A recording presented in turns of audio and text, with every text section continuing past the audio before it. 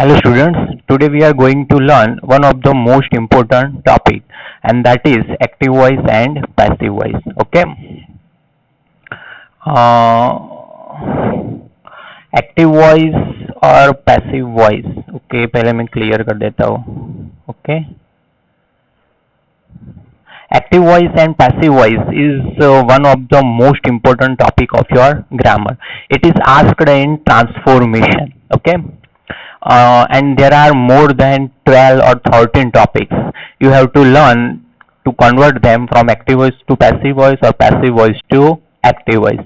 In examination, the question is asked in this way: change the voice. It is not asked like this: change into active voice or change into passive voice. It is asked change the voice. So you have to identify whether the given sentence is belongs to active voice or passive voice, and then you have to convert into active voice and passive voice. It may be that some students have not studied it correctly till standard 9th. You have been learning this topic from standard 5th or 6th onward, active voice and passive voice. Okay, so you must have been familiar with this topic. It is not an unfamiliar or hard topic for you. But it may be, ऐसा भी हो सकता है कि कुछ students अच्छी तरह नहीं पढ़े हो. That is why I am going to teach this topic from the very basic way. बहुत बेसिक वे से हमें टॉपिक पढ़ने वाले हैं. सो अच्छी तरह से ध्यान रखना और पूरा वीडियो देखना है. ओके, सपोज कुछ स्टूडेंट्स ऐसा होता है कि कुछ ये तो हम जानते हैं तो चलो वीडियो थोड़ा फॉरवर्ड कर देते हैं फिर देखते हैं. ऐसा मत करो. अगर आप आम का पेड़ अगर आज आप ग्रो करने के लिए उसका जो सीड होता है वो डालोगे तो कल आम मिलेंगे आपको. ओके, कुछ इंतजार करना होता है, कुछ उसके ईयर्स लगते हैं 10 या 15 years, then you will get the mango.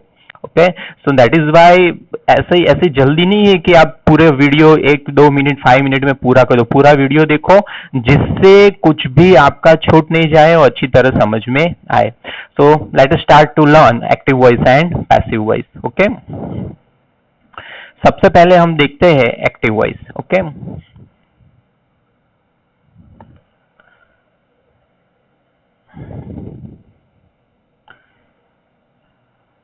Active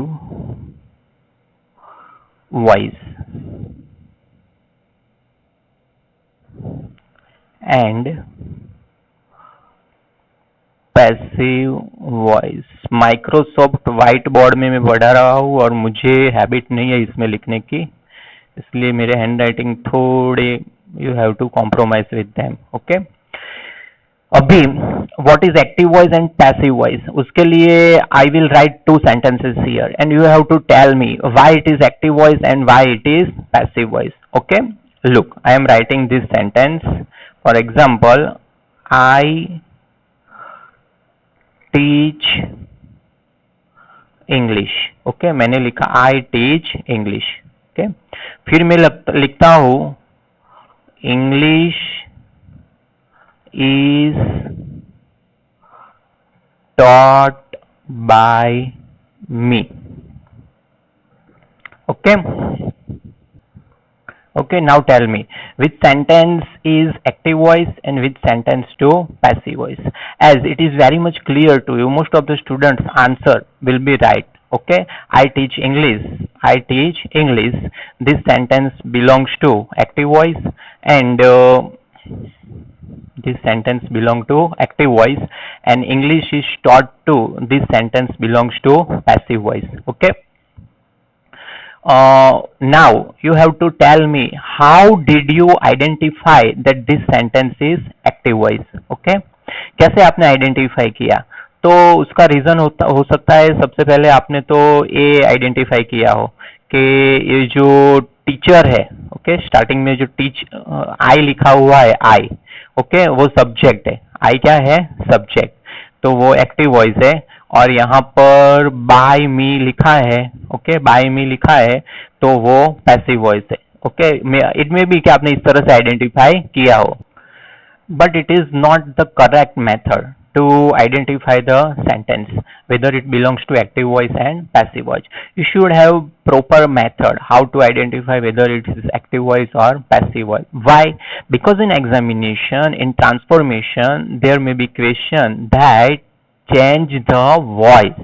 that you have to identify whether the given sentence belongs to active voice or whether to given sentence belongs to passive voice. That is very much important. Otherwise क्या होगा, active voice का sentence है और आप active voice में convert करोगे, passive voice का है और पैसिव वॉइस में कन्वर्ट करोगे, and answer would be wrong and you would lose marks. That's why. Okay, so let us learn what is the proper method to identify the whether the given sentence belongs to which voice. Okay, how to identify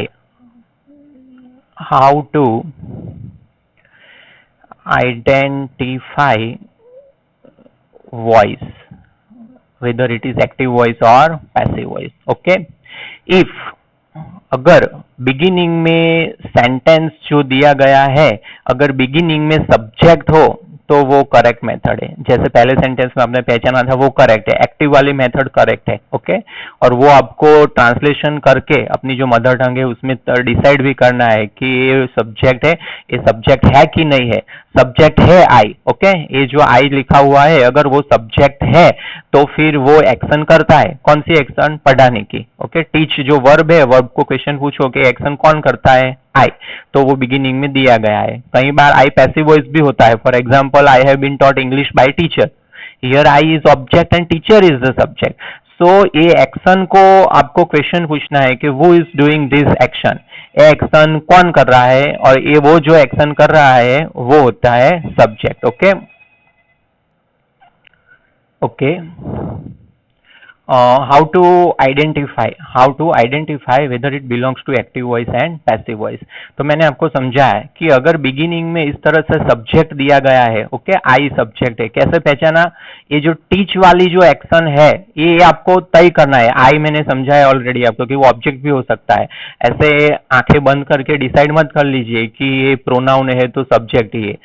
for example, I have been taught English by the teacher, तो यहाँ पर I subject नहीं है, teacher subject है।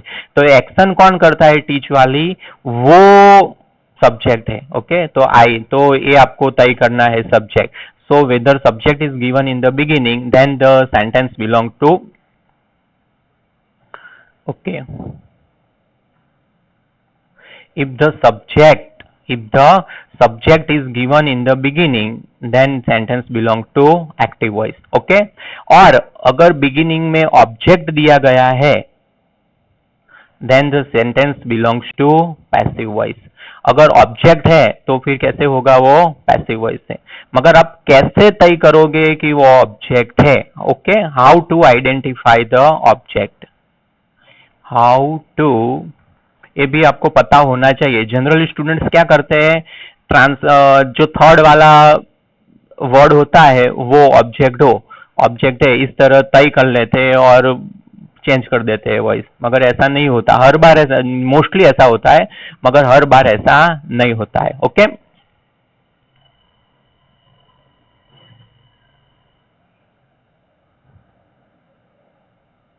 Okay,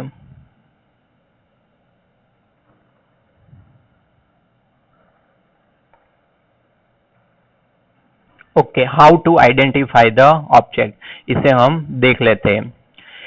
चलो, आपको पता है किस तरह से ऑब्जेक्ट को आइडेंटिफाई करते हैं? यस और नो?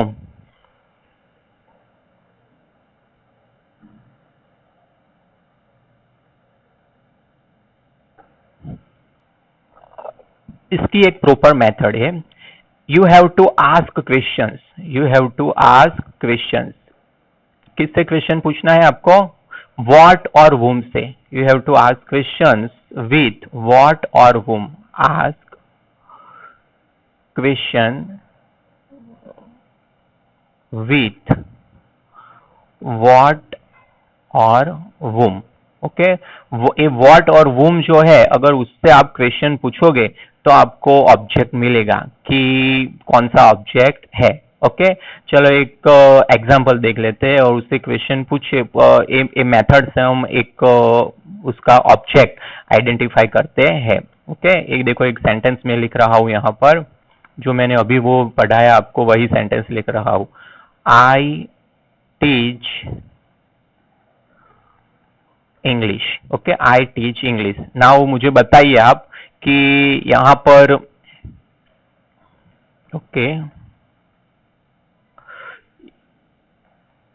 यहाँ पर आई क्या है, सब्जेक्ट है, ओके। टीच क्या है, वर्ब है।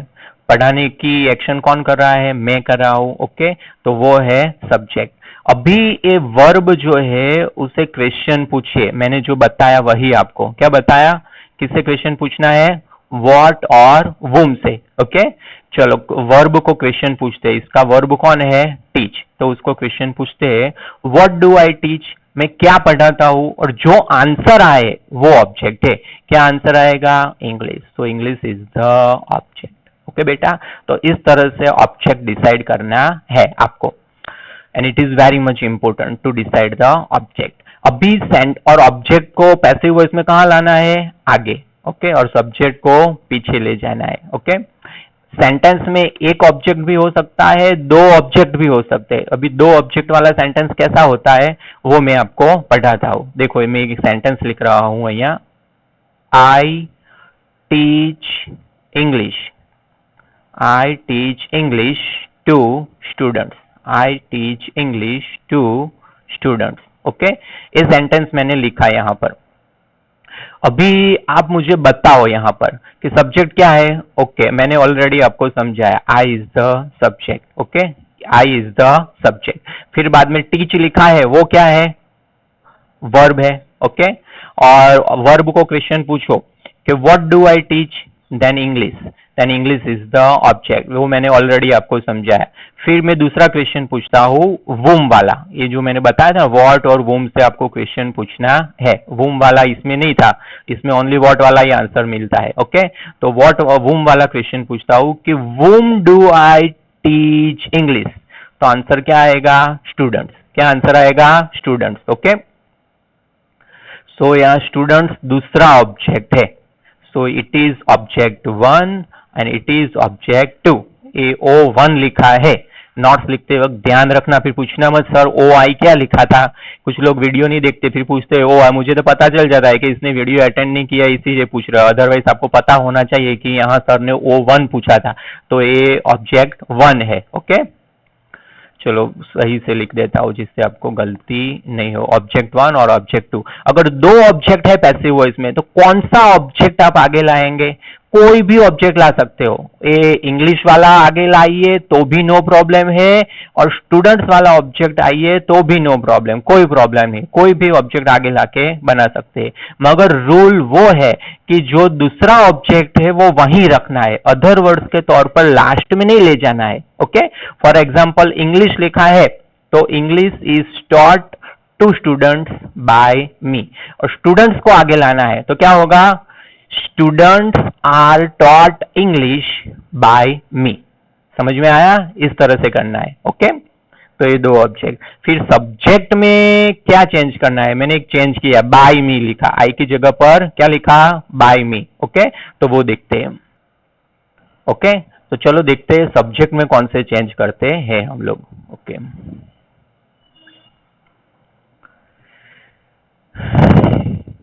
चलो आई है तो हम उसका क्या करेंगे, आई है तो उसकी जगह पर लिखना है by me, okay, that is very much easy.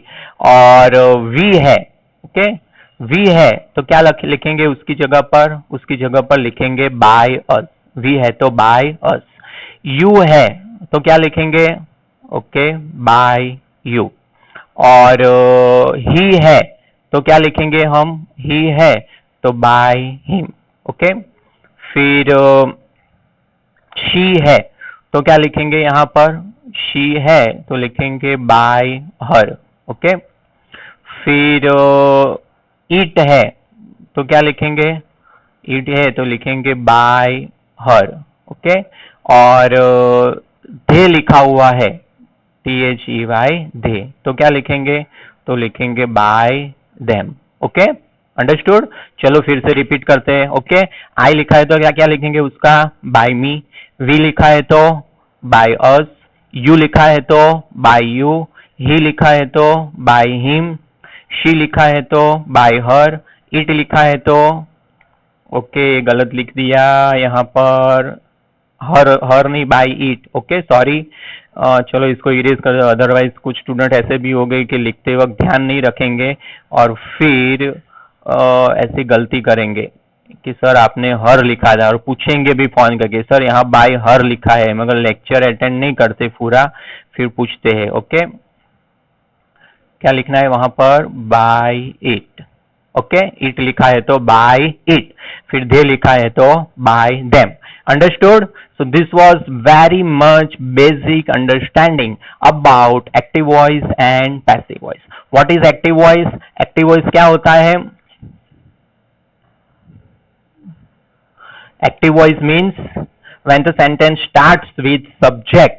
Okay, it is active voice. Subject कैसे डिसाइड करना है? जो एक्शन करता है। What is object?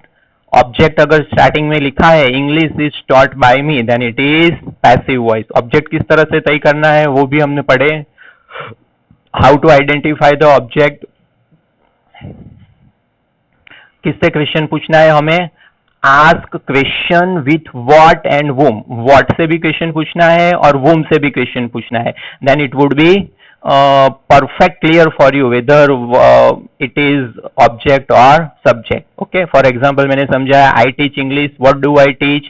English is the object. दो object भी हो सकते हैं, वो मैंने समझाया I teach English to students. Okay, इसमें देखिए what do I teach? English is the first object. Whom do I teach? Okay, then students, तो students are second object. Okay, फिर बाद में हमने देखा कि सब्जेक्ट में क्या चेंज करते हैं। I is converted into by me, we is converted into by us, you is converted into by you, he is converted into by him, she is converted into by her, it is converted into by it, and they is converted into by them. Understood? Okay, so this was basic understanding of active voice and passive voice. Now we shall learn all the topics one by one. It would take much time. Okay, I am not going to finish in one lecture, two lecture or 3 lectures. Okay, ये तो 10 minutes में भी पढ़ा सकता हूँ। जब exam होती है तो रिवीजन में मैं 5 मिनट्स में पूरे टॉपिक का रिवाइज करा देता हूँ, मगर इससे आपको कॉन्फिडेंस तो आ जाएगा, ये तो बहुत इजी है, समझ में आ गया। मगर व्हाट विल हैपन, वो तो मैजिक जैसा होगा, अभी समझ में आएगा मगर एग्जाम में 0 मार्क्स आएंगे। ओके, सो बहुत बेसिक से और जितने भी टॉपिक्स है वो सारे टॉपिक स्टेप बाय स्टेप हम पढ़ेंगे। ओके, तो पहला टॉपिक हम स्टार्ट करते हैं एक्टिव सिंपल प्रेजेंट टेंस। कौन सा टॉपिक स्टार्ट करते हैं हम? Simple present tense. Okay okay, पहला टॉपिक पढ़ते हैं ऐसे सिंपल प्रेजेंट टेंस। ओके, क्यू बोर्ड नीचे आ गया। ओके, ये मैं माइक्रोसॉफ्ट व्हाइट बोर्ड पर पहली बार पढ़ा रहा हूँ, इसलिए मुझे कुछ हैबिट्स नहीं है इसको कंट्रोल करने की, तो थोड़ा कुछ ऐसे हो जाता है। ओके, ऐसे आपका एक्सपीरियंस क्या है ऐसे स्क्रीन पर पढ़ने का? अच्छा लग रहा है? क्लासरूम से बेटर है या क्लासरूम बेटर है? ऑफकोर्स क्लासरूम इज बेटर, मगर इसमें थोड़े डिजिटल हम सब यूज करते हैं, थोड़ा अच्छा रहता है, अलग अलग पेन्स का कलर यूज करते हैं, थोड़ा आपको इंटरेस्टिंग लगेगा। ओके, मगर मैं आपको एक बात श्योर कहना चाहता हूँ, क्लासरूम से भी ज्यादा इसमें मैं अच्छी तरह आपको समझाऊंगा, मगर आप में इतना कंसंट्रेशन और ट्रस्ट होना चाहिए कि हमें सीखना है, then nobody can stop you for getting marks. Okay, चलो पहला टॉपिक हम पढ़ते हैं, simple present tense. Okay, already we have learned this tense. कब हम पढ़े थे? एक पूरा वीडियो था सिंपल प्रेजेंट टेंस का। ओके, उसमें हमने देखा था सिंपल प्रेजेंट टेंस के डेफिनेशन, कैसे उसको आइडेंटिफाई करते हैं सिंपल प्रेजेंट टेंस को, और उसके साइनिंग वर्ड्स कौन है, आइडेंटिफाइंग वर्ड्स कौन से जिससे हम उसे पहचाने, उसकी सेंटेंस फॉर्मेशन देखे थे, एग्जांपल्स देखे थे। मगर आज हम सिंपल प्रेजेंट टेंस पढ़ने वाले हैं एक्टिव वॉइस और पैसिव वॉइस के नजरिए से। Okay, in simple present tense active voice है अगर, ओके, एक्टिव वॉइस है, then you have to write subject in the beginning, subject in the beginning, then you have to write V1 or V1 with S or ES, V1 with S or ES. Okay, क्या लिखना है आपको? Subject plus V1 और V1 with S और ES, इस तरह से आपको लिखना है। ओके, और बाद में आपको लिखना है प्लस ऑब्जेक्ट। बाद में क्या लिखना है आपको? ऑब्जेक्ट। ओके, वो आप, और लास्ट में, सबसे लास्ट में लिखना है आपको अदर वर्ड्स। सबसे लास्ट में आपको क्या लिखना है? Other words. ओके, अभी ए पार्ट बहुत इंपॉर्टेंट है आपके लिए, V1 और V1 विथ S और ES। क्यों इंपॉर्टेंट है? और आप जानते भी हो, अगर सिंपल प्रेजेंट टेंस का लेक्चर अच्छी तरह अटेंड किया है तो कब V1 लिखना है और कब V1 विथ S और ES लिखना है। ओके, एक दूसरी बार देख लेते हैं, क्योंकि आप, मुझे पता है आप बहुत सिंसियर हो, याद रखते हो, नहीं भूलोगे एक बार पढ़ा है तो। ओके, तो भी दूसरी बार में याद करा देता हूं। राइट? एम आई राइट और रॉन्ग? ओके, चलो, आई, वी, यू और दे। ओके, आई, वी, यू, दे और मोर देन वन नेम, एक से ज्यादा नेम है तो फिर आप क्या लिखेंगे? Okay, very good, V1। Okay, और अगर he, she, it, he, she, it लिखा है तो आप क्या लिखेंगे? ए वाला, S और ES वाला वर्ब। ओके, अभी S कहां पर लगाना है और ES कहां पर लगाना है? ओके, S कहां पर लगाना है और ES कहां पर लगाना है, वो देखते हैं। ओके, इफ ES वाला एग्जाम्पल देखते हैं कि जो ES के एग्जाम्पल से ES कौन से वर्ब के आगे लिखता है। जनरली तो कोई भी वर्ब के पीछे S लगता है, ही, शी, इट है तो। ओके, मगर वर्ब के स्टार्ट में डबल S है, SH है, CH है, O है, X है या डबल Z है। Okay, double S, SH, CH, O, X या डबल Z है, then you have to add ES, then you have to add ES to the verb। Okay, चलो ये सारे एग्जाम्पल दो मुझे, मैंने उस टाइम भी आपको समझाया था। डबल S आए ऐसा एग्जाम्पल दो। क्लास, क्लास तो वर्ब नहीं है, पास लिख सकते हो, पास वो वर्ब है। देन SH वाला दो, ब्रश तो ब्रशिस, फिर CH वाला दो, कैच तो कैचिस, फिर O वाला दो तो गो तो गोस, फिर X वाला दो, मिक्स तो मिक्सिस, फिर डबल Z वाला दो, बज तो बजिस। ओके, ये सारे मैंने एग्जांपल समझाए। ये तो मैंने समझाई आपको एक्टिव वॉइस की सेंटेंस फॉर्मेशन। अभी आप पैसिव वॉइस में किस तरह से उसे कन्वर्ट करते हैं वो हम देखते हैं। ओके, पैसिव वॉइस के लिए, ओके, पैसिव वॉइस है तो आपको स्टार्टिंग में लिखना है ऑब्जेक्ट। क्या लिखना है? ऑब्जेक्ट। और ऑब्जेक्ट कैसे आइडेंटिफाई करना है मैंने समझाया आपको। किस तरह से आइडेंटिफाई करना है? व्हाट और वूम से क्वेश्चन पूछना है। ओके, देन आपको लिखना है is, am, are plus past participle of the verb. आप उसे V3 कहते हैं, वर्ब का तीसरा form. Do, did, done, write, wrote, written. और बाद में आपको लिखना है बाय प्लस सब्जेक्ट। वो मैंने ऑलरेडी बिगिनिंग में आपको समझाया। आई है तो क्या करना है? By me. वी है तो क्या करना है? Bye us. यू है तो बाय यू। ही है तो बाय हिम। शी है तो बाय हर। और दे है तो बाय हर। अंडरस्टूड? ये यहां पर लिखना है। अभी आपके लिए मोस्ट इंपोर्टेंट थिंग है ए वाला part, is, am, are plus past participle. A वाला पार्ट आपको फाइनल एग्जाम इंग्लिश की हो तब तक याद रहना चाहिए। और जब भी मैं पूछूं simple present tense active passive बोलो, अगर आपने इस तरह से आंसर दिया तो फिर गए आप। ओके, ऑन द स्पॉट याद आना चाहिए। Simple present tense sir active voice V1 और V1 with SES, passive voice is am are plus past participle, then definitely I guarantee you then you will get full marks. अरे तो करके धीरे धीरे से याद आया तो फिर गए मार्क्स। ओके, अभी इसकी क्या आपको रिमेंबर करना है वो हम देख लेते हैं। ये तो पूरी डिटेल में सेंटेंस फॉर्मेशन आपको समझाई, मगर अब क्या याद रखेंगे इसके लिए? ओके,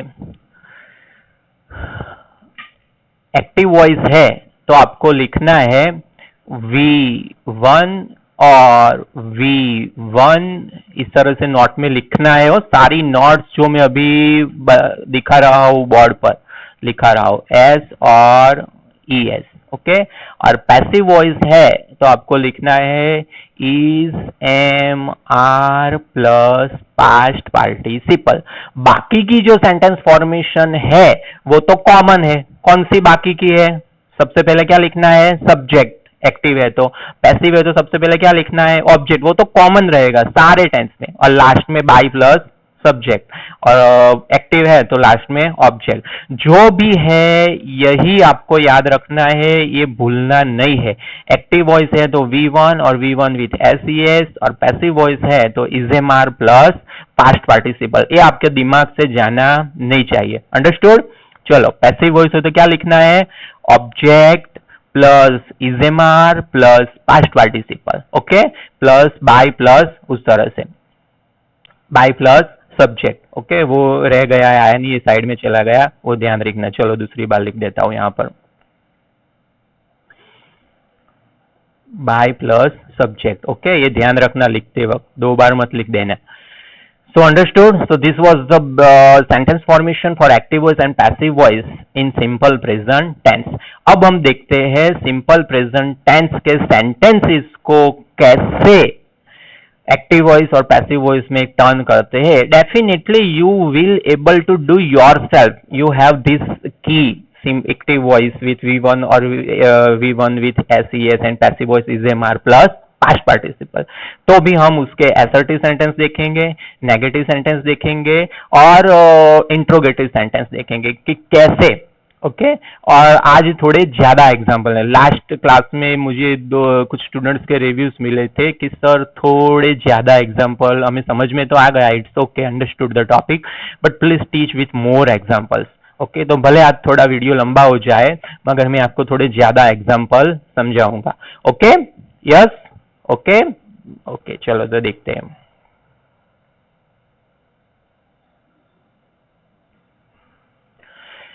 तीन टाइप के सेंटेंस होते हो, आप जानते हो किसी भी टेंस में। कौन से सेंटेंस होते हैं?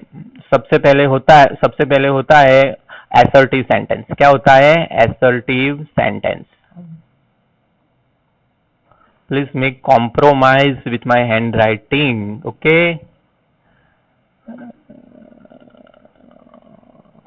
Okay, assertive sentence, okay, okay. Assertive sentence है तो उसके एग्जाम्पल, सबसे पहला एग्जाम्पल चलो लेते हैं, यहां पर लिखता हूं मैं, my father reads newspaper. My father reads newspaper. चलो मुझे अब बताइए यहाँ सब्जेक्ट क्या है? Okay, my father is the subject. Verb क्या है? कौन एक्शन करता है? कौन सी एक्शन है? रीड करने की एक्शन है। और ऑब्जेक्ट कौन सा है? Newspaper, okay. देखो, ये पढ़ने की एक्शन कौन कर रहा है? माय फादर, तो वो हुए सब्जेक्ट। क्या है वो? Subject, okay. फिर एक्शन कौन सी है? रीड करने की है तो वो वर्ब। फिर रीड को हम क्वेश्चन पूछते हैं, what does my father read? तो आंसर आएगा न्यूज़पेपर। तो न्यूज़पेपर है वो ऑब्जेक्ट है। तो कोई भी सेंटेंस एग्जाम में ट्रांसफॉर्मेशन है तो इसी तरह से उससे डिसाइड कीजिए ऑब्जेक्ट, डायरेक्टली मत लिख दीजिए। ऐसा होता है कई बार, 2-3 मार्क्स तो ऐसे चले जाते हैं, ऐसे जल्दी होती है तो फिर मार्क्स चले जाते हैं, ओके। चलो अभी इसको ट्रांसफॉर्म करते हैं पैसिव वॉइस में। 5 एग्जांपल हम करेंगे असर्टिव। कितने? 5, ओके। फिर भी ज्यादा चाहिए तो आप बोल सकते हो, ओके। चलो सबसे पहले न्यूज़पेपर लिखते हैं हम। न्यूज़पेपर, चलो न्यूज़पेपर के साथ क्या आएगा? इज आएगा, एम आएगा या आर आएगा? Is, okay. Newspaper is, read का पास्ट पार्टिसिपल रीड ही होता है, रीड V1, फिर READ, स्पेलिंग वही है, प्रोनाउंसिएशन डिफरेंट है, रेड V2, और फिर से रीड वो V3, read red read, okay. Newspaper is read bye my father. Okay, newspaper is read by my father. Okay, ये हुआ पैसिव. चलो ये आंसर में एक गलती है, बताओ क्या गलती है. मिल रही है गलती, और वो गलती दो गलती है, एक नहीं दो गलती है. पढ़ लो एक बार अच्छी तरह से. Newspaper is read by my father, क्या गलती है. मिली गलती, मिली तो दैट्स वेरी गुड. ओके, चलो पहली गलती है, एक तो ये जो एन लिखा है वो कैपिटल होना चाहिए. ओके, तो मैंने स्मॉल लिख दिया है, तो उसमें क्या आएगा, कैपिटल. ये गलती आप करते हो इसीलिए मैंने बोला. और दूसरी गलती है, फुल स्टॉप नहीं लिखा है लास्ट में, पंक्चुएशन. ओके, तो ये लैंग्वेज है, इंग्लिश गुजराती लैंग्वेज में पंक्चुएशन क्लियर होने चाहिए, इसमें आएगा फुल स्टॉप. ओके, अभी लास्ट ईयर बोर्ड के स्टूडेंट्स का रिजल्ट आया तो कई स्टूडेंट्स मुझे बोल रहे थे, सर हमारे क्लास में तो 98, 97, 96 मार्क्स आते थे, तो अभी क्यों 82 आए, अभी क्यों 80 आए. तो हमें तो पता है कि इतने ही लैंग्वेज में मार्क्स आते हैं. क्लास में तो आप लोग क्या हो क्या आर्ग्यूमेंट्स करते हो, सर पूरा आंसर लिखा है 2 मार्क्स दे दो, चलो दे दिए 2 मार्क्स. मगर हमें पता है कि बोर्ड में 2 मार्क्स नहीं मिलते हैं. ओके, कहीं मिस्टेक करते हो ऐसे, फुल स्टॉप नहीं करते, कैपिटलाइजेशन नहीं करते, सेंटेंस में ग्रामेटिकल मिस्टेक्स होती है, सेंटेंस प्रॉपर ऑर्डर में नहीं होते. ओके, तो इससे आपके मार्क्स काट लिए जाते हैं. मैंने एक वीडियो एसएससी रिजल्ट एनालिसिस का रखा हुआ है चैनल पे, आप देख लीजिएगा. उसमें मैंने बताया है, पूरी रिजल्ट की एनालिसिस है कि कितने स्टूडेंट्स के 90 ऑफ, गुजराती मीडियम में इंग्लिश में 90 ऑफ लॉट ऑफ स्टूडेंट्स के मार्क्स है, मगर इंग्लिश मीडियम में बहुत ही कम. ओके, जो हाईएस्ट मार्क है 96 है इंग्लिश मीडियम में 10th में. पूरे गुजरात में ओनली 1 स्टूडेंट्स के मार्क्स है, और मोस्ट ऑफ स्टूडेंट्स के मार्क्स 80 to 90 है, और बाकी के बिलो 70. मगर 90 अब तो बहुत ही कम है. ओके, और 82, 83 से ज्यादा भी बहुत कम है, 82, 83 तक स्टॉप हो जाता है. सो आपकी लैंग्वेज परफेक्ट होनी चाहिए, अदरवाइज आपके मार्क्स चले जाएंगे. ओके, तो ये पंक्चुएशन और कैपिटल की मिस्टेक थी. चलो दूसरा एग्जांपल देखते हैं.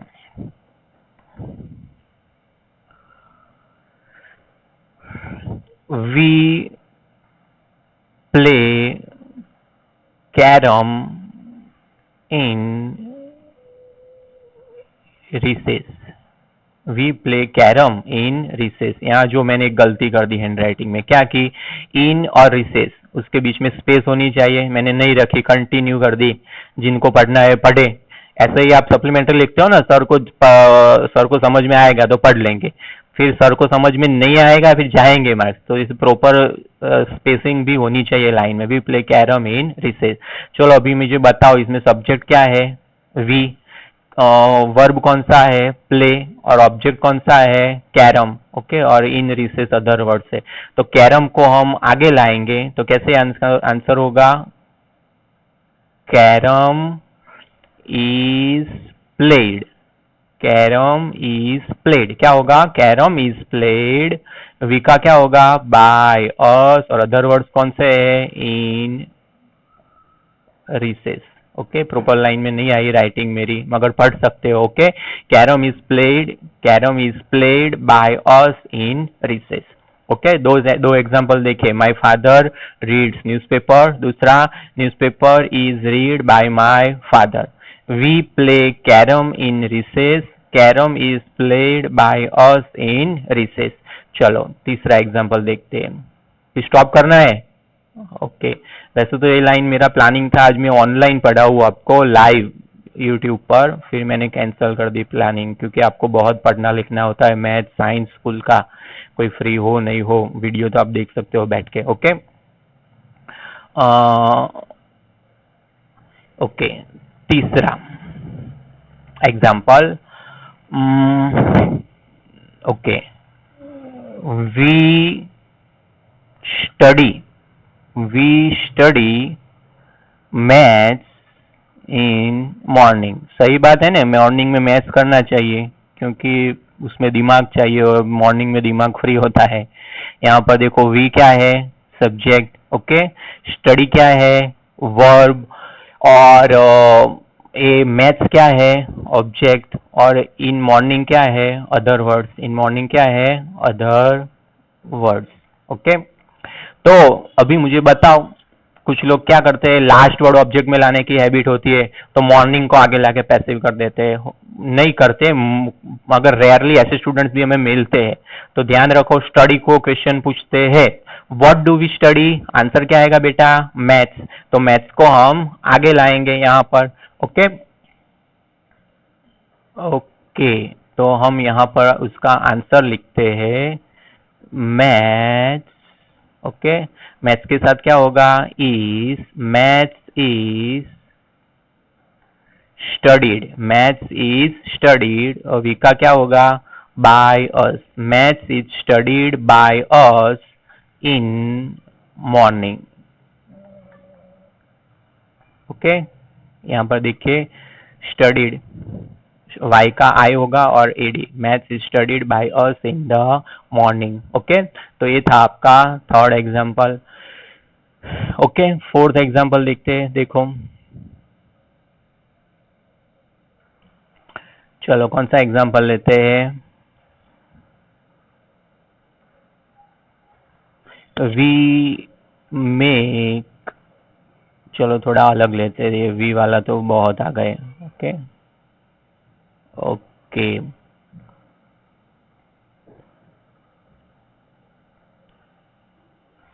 अनुराग plays video games on Sunday, Anurag Sunday को वीडियो गेम खेलता है। ओके, यहाँ पर वाई दिखने रहा है, ध्यान रखना, संडे लिखा है। ओके, अभी इसका आंसर देखिए क्या होगा। सब्जेक्ट कौन सा है इसमें बोलिए मुझे, अनुराग। ओके, वर्ब कौन सा है, प्लेस। ओके, फिर वीडियो गेम्स, वीडियो गेम्स लिखा है तो वो क्या हुआ, ऑब्जेक्ट है, तो उसको हम पहले लिखते हैं। ओके, तो यहाँ पर आएगा video games, video games are played, क्या होगा, video games are played by Anurag on Sunday. Okay okay, इस तरह से video games are played by Anurag on Sunday. Okay,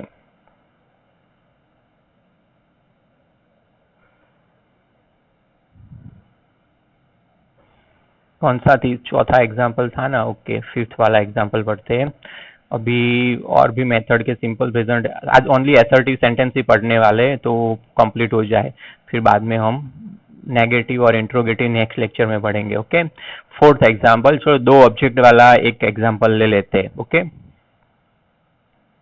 the teacher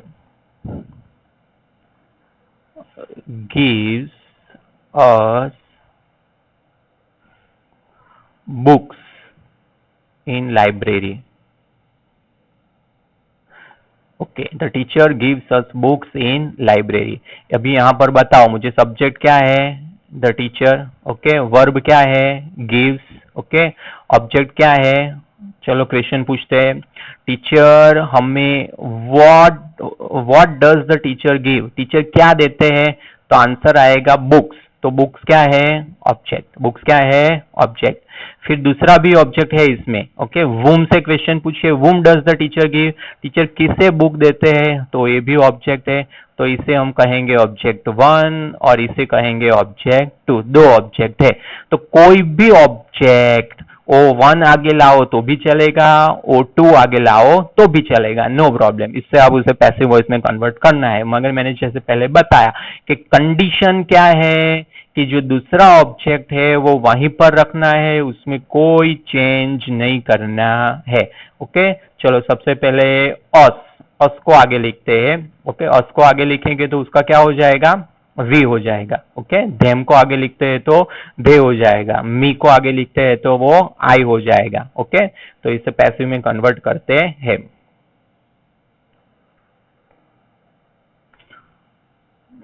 okay, चलो बुक्स को आगे लिखते हैं, बी कैपिटल लिखना है, यस, बुक्स, बुक्स को पहले फिर अस लेते हैं। बुक्स के साथ आएगा आर, गिव का पास्ट पार्टिसिपल आएगा given, books are given.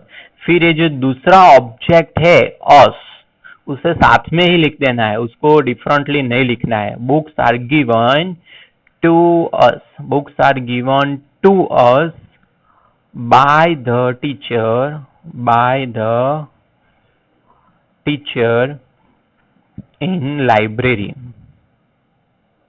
Books are given to us by the teacher. देखिए बुक्स है उसे यहां लाए, बुक्स, बुक्स के साथ आएगा इजेमार, ओके, तो बुक्स प्लूरल है तो उसके आएगा आगे आएगा आर। गिव है उसका पास्ट पार्टिसिपल होगा गिवन, तो बुक्स आर गिवन। अस का क्या होगा to us, books are given to us. Teacher का क्या होगा by the teacher, books are given to us by the teacher in library. Okay, समझ में आया बेटा? ओके, चलो अभी ये दूसरा ऑब्जेक्ट अस है, उसे आगे लाके बनाते हैं। तो किस तरह से बनाना है?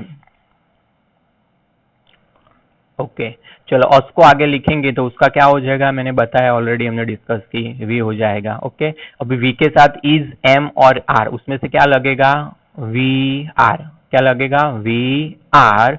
गिव का होगा गिवन, और जो दूसरा ऑब्जेक्ट था हमारा बुक्स, ओके, ये बुक्स वाला ऑब्जेक्ट, ओके, तो वो वहां पर लिखना है, बाद में अदर वर्ड्स वो सब बाद में लिखना है by. Okay, we are given books, we are given books by the teacher, by the teacher in the library, by the teacher in the library. Okay, understood? Okay, यहां पर फुल स्टॉप करना है। ओके, तो इस तरह से अभी कुछ सेंटेंस ऐसे भी होते जिनमें ऐसा लिखा होता है कई बार कि डूअर इज नॉट इम्पोर्टेंट। क्या लिखा होता है? Doer is not important, change the sentence, ऐसा कुछ सेंटेंस बनाइए। ओके, अभी नई पेपर स्टाइल में ट्विस्ट करके ज्यादा पूछते हैं। Okay, for example last year SS की एग्जाम में नालंदा विद्यापीठ एसएस में एक बहुत इंपॉर्टेंट शॉर्ट नोट है, बहुत स्टूडेंट्स ने वो लर्न की हुई थी मगर डायरेक्टली नहीं पूछी। नालंदा विद्यापीठ का पिक्चर दिखाया और नीचे लिख दिया कि ये पिक्चर के बारे में शॉर्ट नोट की। अभी आप डीप में टेक्स्ट बुक पढ़े हो, सब कुछ रेफरेंस वो स्टडी किया है, तब आपको पता चलेगा कि ये लिखना है। ओके, तो ये बेसिक से डेफिनेशन के साथ पूरी अंडरस्टैंडिंग रखो तो आपको पता चलेगा कि हमने क्या गलती की है, क्या गलती नहीं की है। तो एक्टिव वॉइस पैसिव वॉइस में मैं जो बता रहा था, कई बार सेंटेंस में ऐसा लिखा है कि ऐसा सेंटेंस बनाइए जिसमें डूअर इज नॉट इम्पोर्टेंट, तो फिर आप क्या करेंगे? तो पहले तो आपको यही नहीं पता कि सर क्या बता रहा है, डूअर इज नॉट इम्पोर्टेंट। चलो मैं लिख के दिखाता हूं, देखो लिखता हूं मैं जो बोल रहा हूं ना, वो डूअर इज नॉट इम्पोर्टेंट। ऐसे सेंटेंस कैसे होते हैं वॉइस में? डूअर पहले तो क्या होता है, डू वाला जो डू करता है मतलब सब्जेक्ट, डूअर मीन्स क्या होता है सब्जेक्ट। ऐसे सेंटेंस जिसमें डूअर इम्पोर्टेंट नहीं होता है। चलो मैं एक सेंटेंस लिखता हूं यहां पर, फिर मुझे बताइए कि वो कौन सा सेंटेंस है। देखिए, English is spoken, English is spoken all over the world. English is spoken all over the world. Okay, as you know that English is an international language. English is spoken all over the world. चलो अभी आपको exam में instruction में लिखा है change the voice, change the voice. चलो मैं आपको 1 मिनट देता हूँ, आधे से 30 सेकंड, कि आप कर पाते हो अपने आप, क्योंकि ये असर्टिव सेंटेंस अभी पूरे हो गए। ओके, मगर ये मेथड नहीं समझाई, मगर मैंने वो क्या है वो आपको समझाया कि डूअर इज नॉट इम्पोर्टेंट। तो आपका 100% आपका ग्रास्पिंग पावर अच्छा है। समझ में आ रहा है? चलो इसमें तो आप कर सकते हो, we are given books by the teacher, तो आपको पता है बाय द टीचर सब्जेक्ट है, उसको स्टार्टिंग में लिखेंगे इधर the teacher gives us books. Okay, the teacher gives us books. मगर English is spoken all over the world ये लिखा है, तो इसमें किस तरह से आप लिखेंगे? इसमें तो बाय लिखा ही नहीं है, तो फिर इसको, ये तो सबसे पहले आपने ये डिसाइड किया कि ये सेंटेंस कौन से वॉइस का है। इंग्लिश स्टार्टिंग में लिखा है ऑब्जेक्ट, तो ये कौन से सेंटेंस का है, पैसिव वॉइस। तो सबसे पहले तो आपको ये डिसाइड करना है कि ये सेंटेंस एक्टिव वॉइस है या पैसिव वॉइस। ओके, तो ये जो सेंटेंस है वो पैसिव वॉइस का है, तो उसे हमें एक्टिव वॉइस में कन्वर्ट करना होगा। जनरल स्टूडेंट्स की हैबिट ऐसी होती है, पैसिव में ही कन्वर्ट करो जो कुछ है, ऐसा नहीं होता। एग्जाम में एक्टिव टू पैसिव या पैसिव टू एक्टिव भी हो सकता है। चलो इसको एक्टिव वॉइस में कन्वर्ट करना है तो क्या लिखेंगे।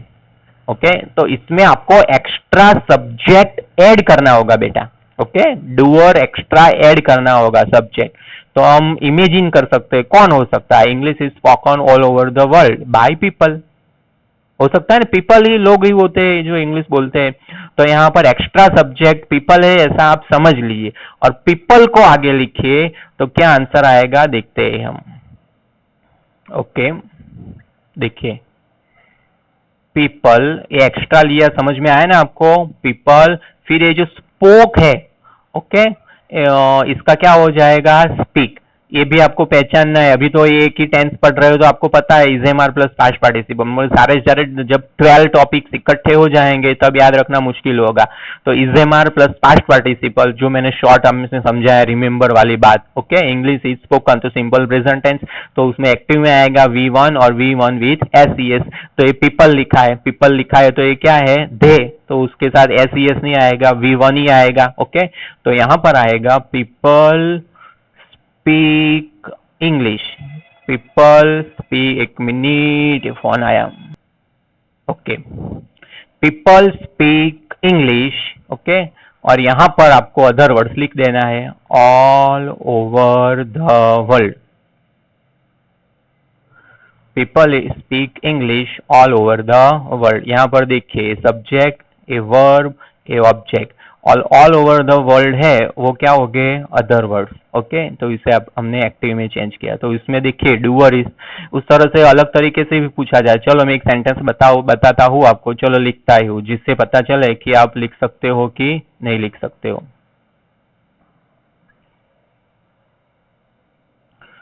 ओके,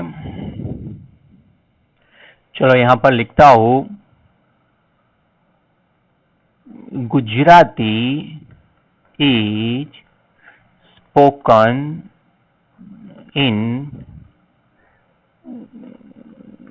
गुजरात।